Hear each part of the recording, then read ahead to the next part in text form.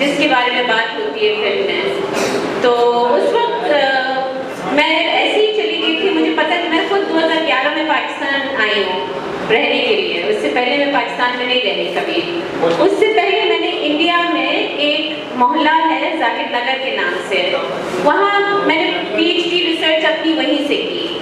वहाँ यही इश्यूज थे कि जो मुसलमान हैं इंडिया में वो उनके खिलाफ बहुत तासुब होता है और वो तासुब की वजह से ख़ास मोहल्लों में या ख़ास जगहों पे रहते हैं। तो जब मैं लियारी गई 2012 में तो लोगों ने इसी तरह की कहानी मेरे साथ शेयर की। उन्होंने कहा हम लियारी के हैं लेकिन हमें कहीं और यहाँ जॉब नहीं मिलती है कराची में क्योंकि हम लियारी के हैं। तो हमारे ऊपर एक स्टैम्प है कि ये लोग लियारी के हैं तो ये होंगे दहशतगर्द, ये बुरे लोग हैं। तो मुझे लगा कि जो मैंने इंडिया में मुसलमानों से सुना था मैं यहाँ कराची में लियारी वालों से सुन रही हूँ। तो एक फैसिनेशन मेरे दिल में दिमाग में पैदा हो गई थी कि ये क्यों ऐसे है, ये क्या है स्टोरी इसके पीछे।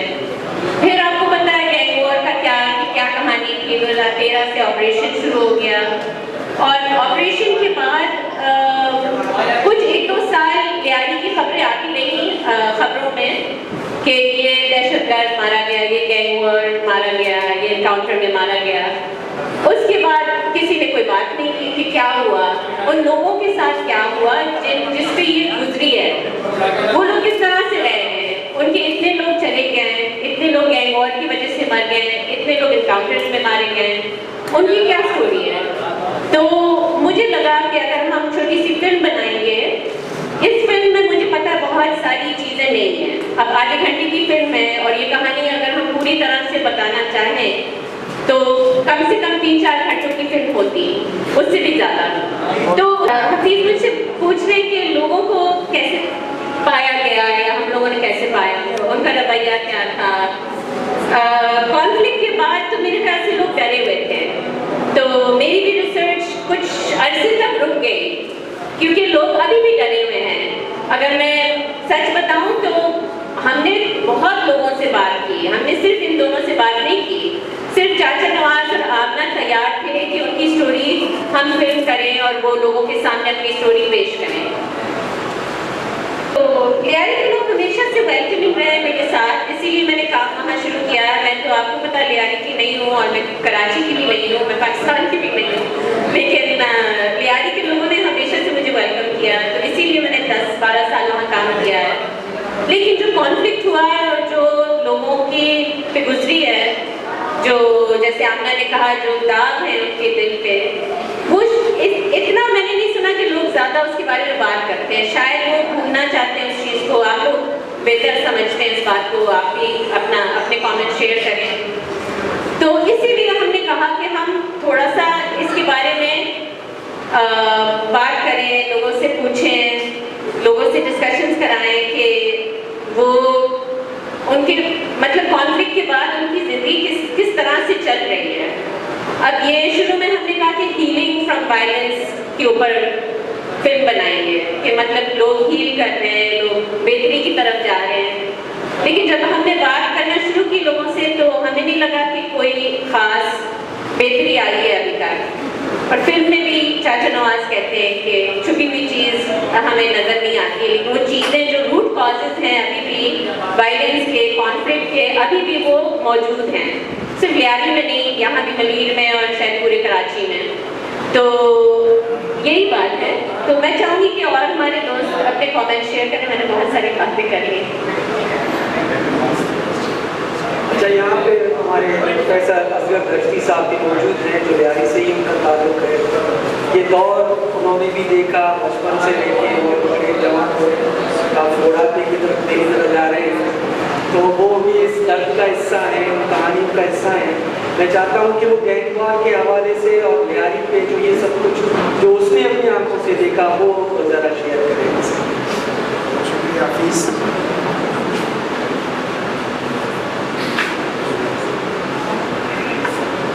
बहुत शुक्रिया। सबसे पहले मैं डॉक्टर निदा गिरबानी और दोस्तिन बलोच तो खराज तहसीन पेश करूँगा, अप्रिशिएट करूँगा कि उन्होंने लियारी के इस बर्निंग इशू पर जो है वो एक फिल्म बनाकर इस मसले पर एक डिबेट को इनिशिएट किया और आज हम सब यहाँ पर बैठे हुए हैं और उस इशू पर बात भी कर रहे हैं। देखिए, लियारी का जो मामला रहा है, हम जब भी लियारी पर गुफ्तगू करते हैं, कोई डिबेट करते हैं, कोई डिस्कशन करते हैं, तो अक्सर वो थोड़ी सी एब्स्ट्रैक्ट भी हो जाती है, थोड़ा सा उसमें हम मैकेनिकल एनालिसिस भी करते हैं। असल जो मसला था, वो जो पॉलिटिक्स थी इस गैंग वॉर की, या जो उसकी क्रिएशन थी, या जो उसकी कॉम्प्लिकेशंस थी, उस पर बहुत उमूमन कम बात होती है कि वो क्या सिनेरियो था कि जिसमें ये सब चीज़ें सामने हमारे आई। तो उसमें जो एक स्टेट का जो कैरेक्टर है, जो किरदार है, एस्टेब्लिशमेंट का जो किरदार है, लॉ एनफोर्समेंट एजेंसीज का जो किरदार है, इवन पॉलिटिकल पार्टीज का जो किरदार है, वो अक्सर इतना डिबेट में हम नहीं लाते हैं। हम थोड़ा सा उसको इग्नोर भी करते हैं और हमें लगता है कि जी एक अलमिया था ये, हम उसे एक अलमिया बनाकर पेश करना चाहते हैं, हम उस पर मातम भी करते हैं, उस पर हम सोचवानी भी करते हैं, लेकिन जो पॉलिटिकल क्वेश्चन है वो एड्रेस उतना नहीं हो पाता। लियारी के इस दौर के हवाले से जो दौर हमने वहाँ देखा, भुगता और सब चीज़ें जो भी रही वहाँ पर, सब आपको यहाँ पर बैठे हुए लोगों को पता है। देखिए, हर वो इलाका जहाँ गुर्बत होगी, समाजी पसमानगी होगी, बेरोजगारी होगी, जहाँ वसाइल की अदम दस्तयाबी होगी, वो लियारी ही बनेगा और इसी तरह के गैंग्स जो है वो सर उठाकर चलते रहेंगे, क्योंकि हालात इस तरह के गैंग्स के लिए लियारी में बहुत सालों से हमवार थे। वो ज़राए, वो रूट कॉजेज वहाँ मौजूद थी और अब भी हैं।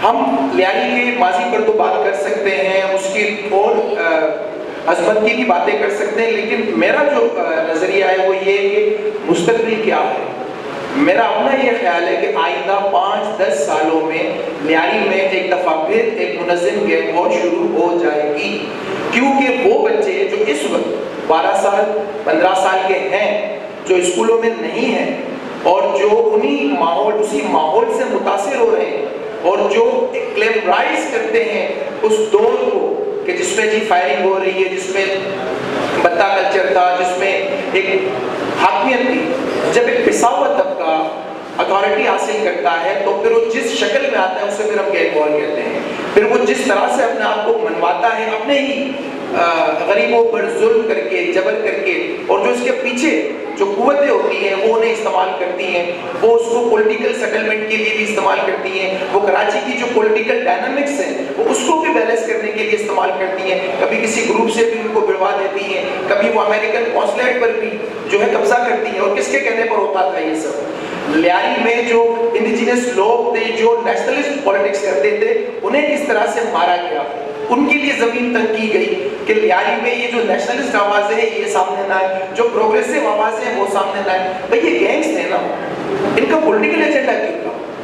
इनको तो चोरी करनी चाहिए थी, बता लेना चाहिए था, लोग कत्ल करने चाहिए थे, इन्हें मंशियात सप्लाई करनी चाहिए थी या स्मगलिंग करनी चाहिए थी, लेकिन इनका पॉलिटिकल एजेंडा भी था और ये पॉलिटिसाइज थे एक तरह से, अगर देखा जाए तो उस सेंस में नहीं कह रहा पॉलिटिसाइज होना, लेकिन ये एक एजेंडा था और उसमें पॉलिटिकल पार्टीज का जो रोल था माजरत के साथ बहुत ही मकरूर रोल था, बहुत ही गंदा सा रोल था।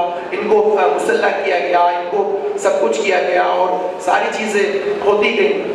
इसमें बिल्डर माफिया के रोल को हम इग्नोर कर देते हैं। कराची शहर की जो बिल्डर माफिया है उन्होंने किस तरह से इन ग्रुपों को इन्वेस्ट किया, किस तरह से इन ग्रुपों को फाइनेंस किया गया, तो ये पैदल पे जो है एक पूरी वॉर इकोनॉमी थी लियारी में, वॉर इकोनॉमी, और उसके बहुत सारे बेनिफिशरीज थे। उसमें हथियारों के स्मगलर से लेकर ड्रग ट्रैफिकर्स, उसमें और बहुत सारे जो लोग थे, अगवा बरा तावान की जो इंडस्ट्री जो लोग चला रहे, जो और तरह के जो क्रिमिनलाइज चीज़ों को करते हैं, जो क्रिमिनल इकोनॉमी को चलाते हैं, उन सब के ताने बाने इस गैंग वॉर के अंदर थे। लेकिन रूट कॉज अभी भी मौजूद है, अभी भी लियारी में बेरोजगारी है, अभी भी लियारी में गुर्बत है, अभी भी लियारी में तालीम की कमी है। मैं यूनिवर्सिटी में होता हूँ तो मुझे पता है कि लियारी से बहुत ही कम स्टूडेंट्स यूनिवर्सिटीज आते हैं, आपको भी पता होगा। अभी भी इट मीन्स कि वहाँ कितना ड्रॉप आउट रेट है कि बच्चा यूनिवर्सिटी तक नहीं पहुँच पा रहा। इट मीन्स कि बच्चा इंटर ही नहीं करता, इंटर करेगा तो यूनिवर्सिटी में आएगा। आप चले जाए कराची यूनिवर्सिटी में, आप पढ़ते होंगे, आप चले जाए फेडरल यूनिवर्सिटी में, आप चले जाए दाऊद इंजीनियरिंग में, आप चले जाए और जितने भी इदारे हैं यहाँ पर लियारी कराची के, तो कितनी नुमाइंदगी है लियारी के लोगों की, यानी कि कितनी बड़ी तादाद बढ़ रही है। तो ये सब क्या करेंगे? ये सब लामोहल्ला उसी गैंग वॉर का हिस्सा बन जाएंगे और चीज़ें तो शुरू हो चुकी हैं। लियारी के अंदरूनी इलाकों में हल्के फुल्के वाक़यात हो रहे हैं, चीज़ें शुरू हो चुकी हैं। जो इन्वेस्टर्स हैं उन्हें मारा भी जा रहा है, उनसे बदला भी लिया जा रहा है। तो ये आहिस्ता आहिस्ता हो रहा है, क्योंकि ये कब्जे की जंग है। जो ड्रग है, ड्रग का जो भी सिस्टम है, उसके लिए गन चाहिए, असला चाहिए, ताकि ये मेरी 4 गलियां हैं, ये 4 गलियां नहीं है, ये मार्केट है। इन 4 गलियों में 400 घर है, 400 घर में 4000 लोग रहते हैं। उस 4000 लोगों को हेरोइन मैं बेचूंगा, चर्च मैं बेचूंगा, आइस मैं बेचूंगा, तो जंग उसकी है। उससे फिर क्रिएट होता है गैंग वॉर, जो कि दरअसल एक तो ड्रग इकोनॉमी है, वॉर इकोनॉमी है।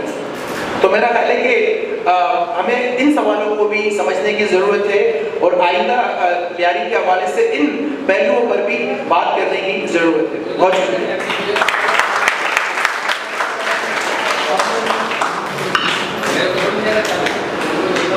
लियारी कराची के जितने भी इंडिजिनस आबादी है, अमूमन बलोच आबादियाँ, जो डॉक्यूमेंट्री में मेंशन हुआ, आमना ने कहा कि वो टारगेट होते हैं वैसे बलूच के या जुबान के।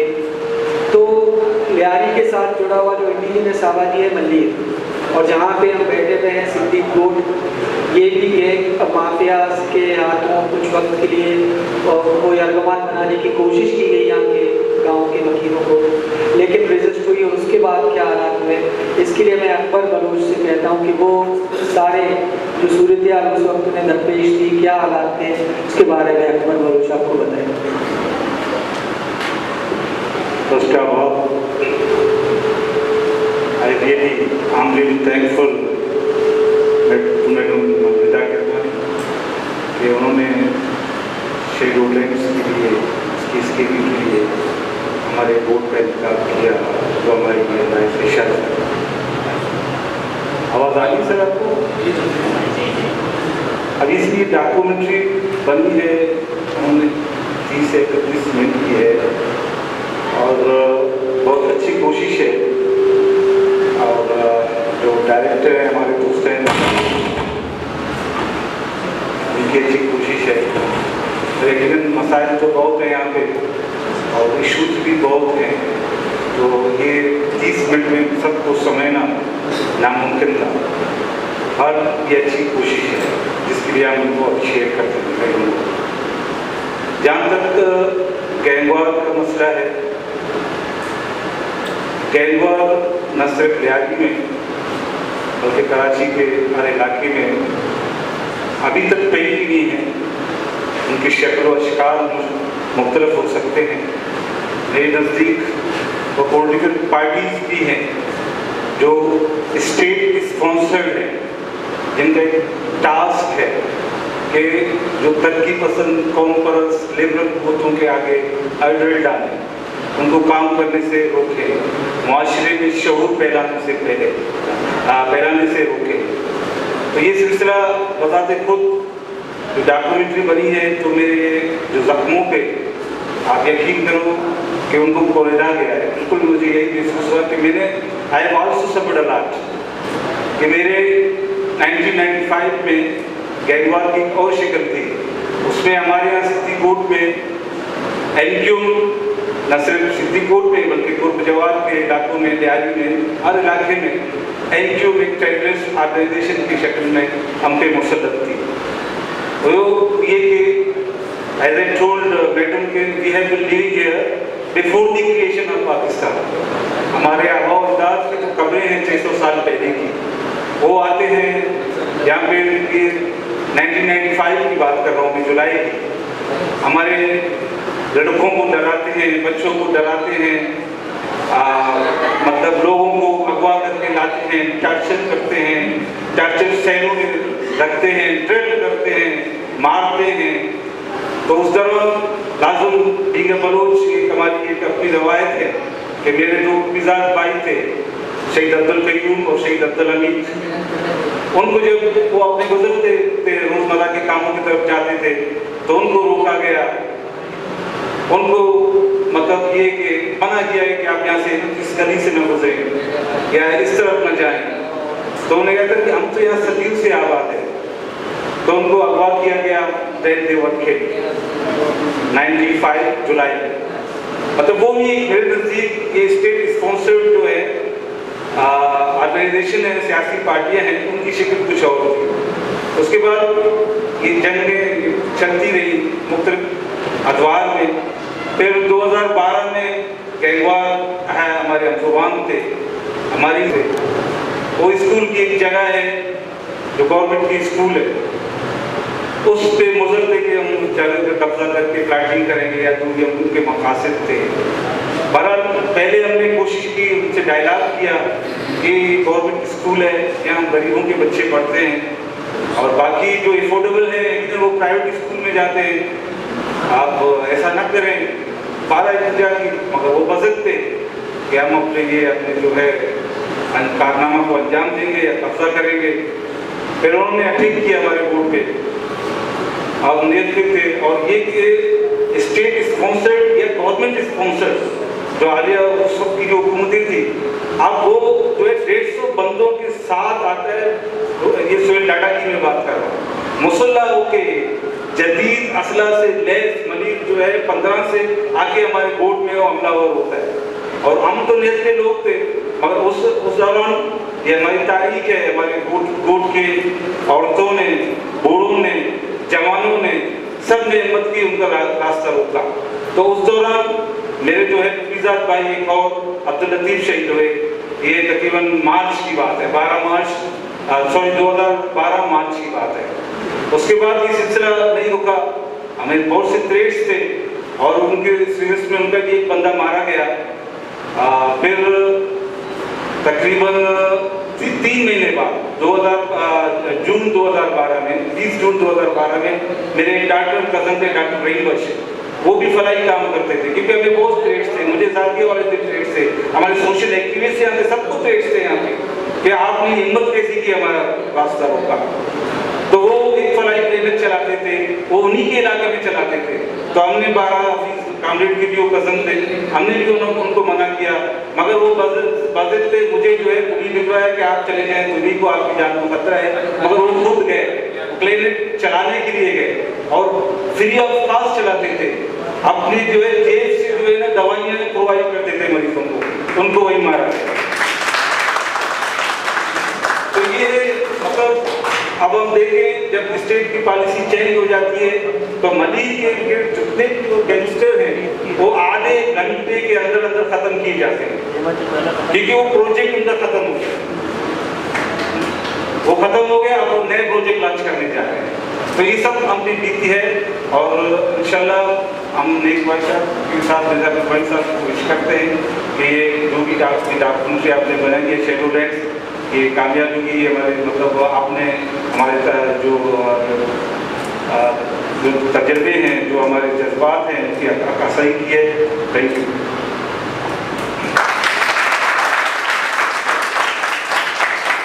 मैं एक सवाल आप दोनों से भी मैं करना जरूरी समझता हूँ क्योंकि बात रियासत की आती है, सिस्टम की आती है, तो हम वहाँ पे हैसियत एक ऐसे फैक्टर के हैं कि जिसके लिए कोई भी नहीं है। लियारी और मल्ली, जैसे कि आप दोनों ने कहा कि फिर से ये सब चीज़ें हो रही हैं, तो इसका रास्ता माशरे की हैसियत से या हम जो माशरे का हिस्सा है हम उसको कैसे रोक सकते हैं? हम अपने नौजवानों को इस एहसास महरूमी के बावजूद, इस बेरोजगारी के बावजूद किस तरफ हम वो रेजिस्ट कर सकते हैं कि वो उनका रास्ता रोक सकें जो स्टेट चाहती है कि वो आपस में दस्ते गिरेबां हो मंशियात के हवाले से और दूसरे हवाले से? हमारा क्या फ़र्ज बनता है? ये मेरा आप दोनों से ये सवाल। इसके बाद मैं ओपन करूँगा कि जो भी सवाल पूछना चाहें। बहुत ये अच्छा सवाल है और यही मेजबंदी भी है कि आइंदा जो इस तरह के मामला हैं उन्हें कैसे रोका भी जाए। हमारी बदकिस्मती ये रही कि जब कराची में बलोचों को मारा जा रहा था तो दीगर जो बाकी मुल्क आप कह लें, इवन मैं उसमें बलूचिस्तान को भी शामिल करना चाहूँगा, वहाँ की जो पार्लियामेंट है वहाँ से भी हमने कोई ऐसी आवाज़ नहीं सुनी कि जी कराची के बलूचों के साथ जुल्म हो रहा है या उन्हें मारा जा रहा है। रिसेंटली आप देखेंगे कि बहरिया टाउन ने भी मलीर में जो भी कुछ किया, आप मुझे बलूचिस्तान असेंबली की कोई करारदाद ला के दे दें कि जिसमें उन्होंने बहरिया की मजम्मत की हो, या लियारी गैंगवार का जो एक तवील दौर चला, तवील दौर एक दहाई पूरी चली, आप मुझे बताएं कि वहाँ जो पार्लियामेंट थी या जो हम, चूंकि हम वहीं के माइग्रेटेड लोग हैं ना, यहाँ रहते हैं, हमारी कम्युनिटी वही, हमारी कौम वही, हमारी जबान वही, ये सब कुछ हमारी वही है, लेकिन कोई बात नहीं थी। जबकि अगर फाटा से लोग आते हैं कराची में तो केपी के असेंबली बाकायदा रेजोल्यूशन पास करती है। जब यहाँ पर नादरा में उनके NIC का मसला हुआ तो उन्होंने वहां से बात शुरू की कि जी आप हमारे लोगों के NIC बनाने में प्रॉब्लम पैदा करते हैं। और जब पीपल्स पार्टी की गवर्नमेंट थी तो मौलाना फजलुर रहमान ने, वो कोई नेशनलिस्ट नहीं है मौलाना फजलुर रहमान, उसने फोन किया कि हमारे इलाके के लोग हैं, आप उन्हें तंग कर रहे हो कराची में।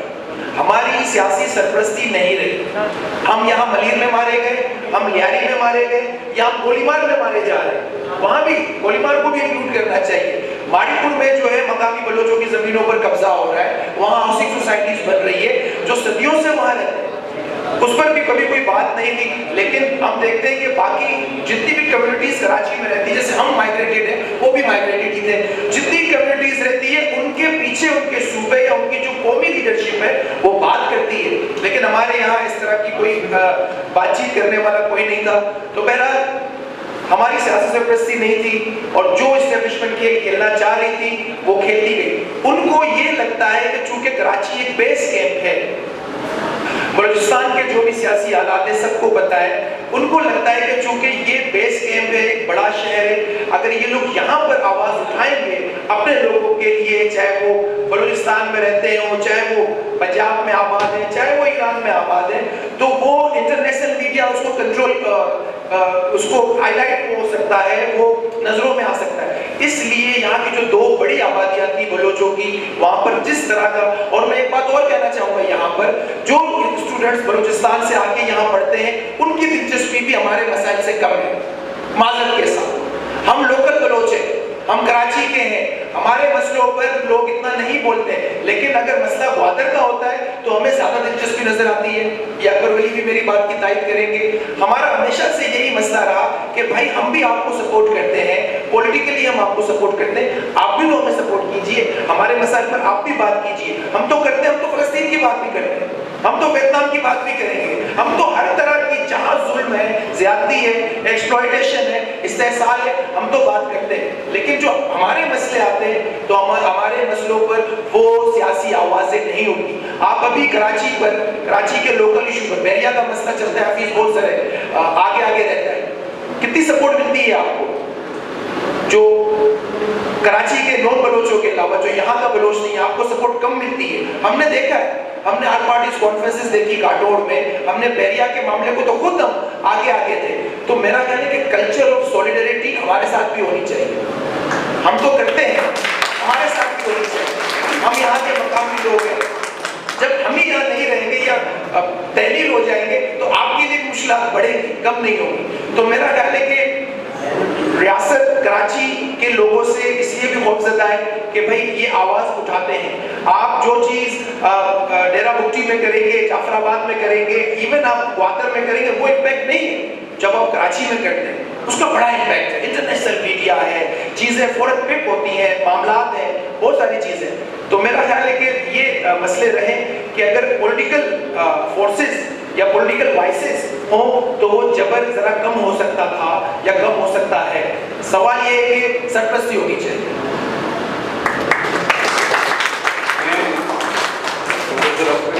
के बाद बढ़ाते हुए थोड़ा सा ऐड करूँगा इसमें।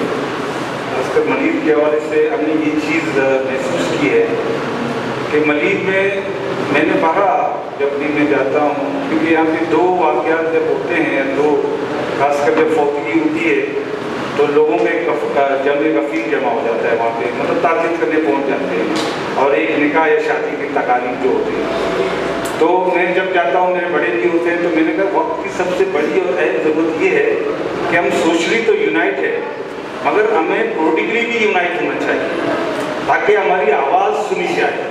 हम पे अगर कोई मुसीबत आ जाती है, जैसे माजी में है तो वो कहते हैं कि ये अकबर का मसला है, तो हम क्यों जाए उस पर, हम क्यों इन्वॉल्व हों। इसी तरह कल को असगर दश्ती के ऊपर कोई मसला आएगा या उससे कोई मुसीबत आई तो मैं यही सोच के बैठा रहूँ कि जब मेरे ऊपर मुसीबत आई तो असगर दश्ती कहाँ आया था मेरे मसले की बात करने। तो ये एक लैक का वो है कि हम जो है ना, we should also be productively united, कि हमें जो है मलीद खासकर हम जब मलीद में होंगे तो इसके असर हमारा लिहाजी भी नहीं पड़ेंगे, तो हमें जो है पोलिटिकली भी एक यूनाइटेड होना चाहिए, एक दूसरे के दर्द जो नज़रिए को समझना चाहिए, क्योंकि ये जो मुआशरा है यकीनन ये हम जिंदा इंसानों का जो है जहाँ रहते हैं और मुआशरा बनता ही है इंसानों से, अफराद से बनता है, तो हम सबको बस ये कि अपने जो एजुकेशन का रुझान है कि हमें जो है तालीम का रुझान अपने बच्चों में जो है ज़्यादा करना चाहिए।